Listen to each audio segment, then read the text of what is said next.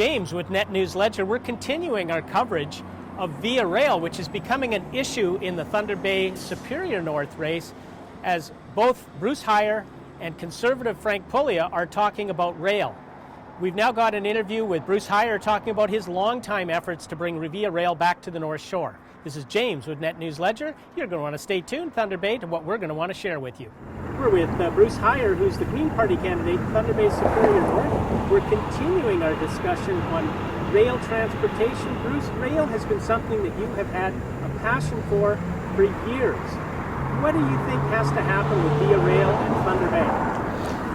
Well, if we're going to bring Via Rail back through Thunder Bay, if we're going to improve and modernize Via Rail and get better rolling stock, if we're going to have a real commitment by government, we have to make sure that we don't have a conservative majority or a liberal majority.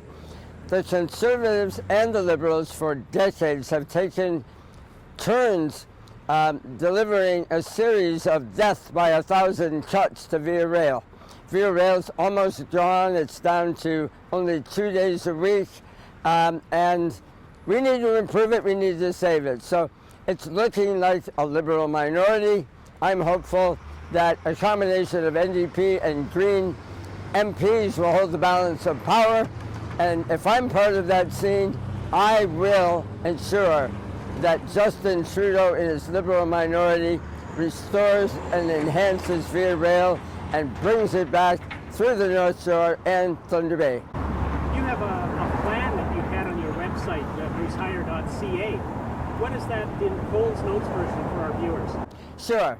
So there is a brilliant rail expert named Greg Gormick, G-O-R-M-I-C-K, and he and I worked together to produce a report on restoring the gem that it used to be, Via Rail, across Canada.